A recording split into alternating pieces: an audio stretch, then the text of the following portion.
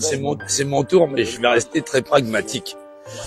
Toujours très pragmatique et dans ce côté pragmatique, il faut rappeler comment s'articule la société humaine. Il y a tout un tas d'êtres humains qui veulent changer la société. On voit leur engagement depuis des années. La société humaine, elle s'articule autour des êtres humains.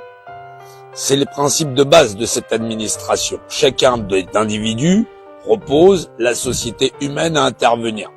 Chacun d'entre eux est son propre représentant. C'est ce qu'on appelle les principes où on parle tout à l'heure. Jean-Michel parlait de « il s'est mobilisé ». C'est le premier acte de foi d'un individu à s'intégrer dans la société. Je mobilise moi-même, ma représentation, et je fais face aux difficultés de la société. Ensuite, j'arrive à m'organiser avec d'autres individus à qui je donne mandat. Et c'est pourtant ce que font les hommes sans comprendre déjà la base de l'administration qui repose sur les hommes libres et égaux en droit. On veut le document là-bas, la Déclaration des droits de l'homme et du citoyen. C'est la base même de l'administration et de tous les fonctionnaires à comprendre leur métier.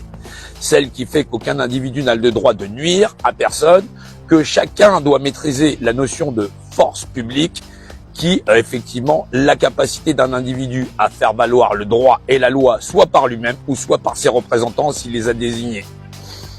Il faut être ici très pragmatique.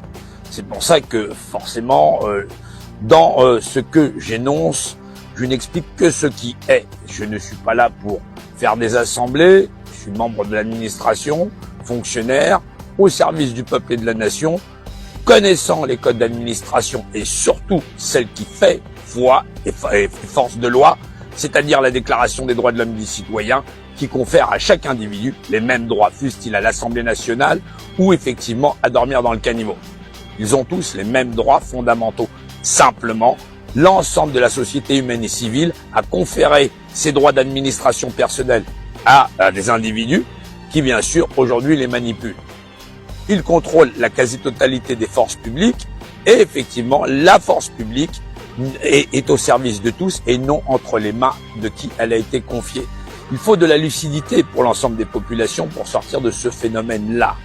Parce que les carences intellectuelles ou de perception sont tellement larges qu'il y a un fossé entre ceux qui dirigent et ceux qui sont dirigés.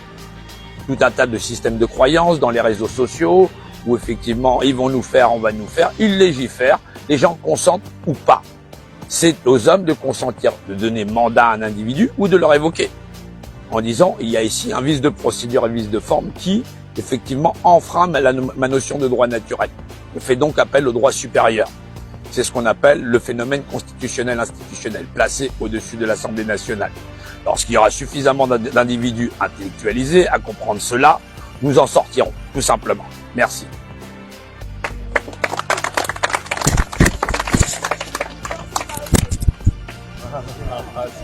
C'est pesé.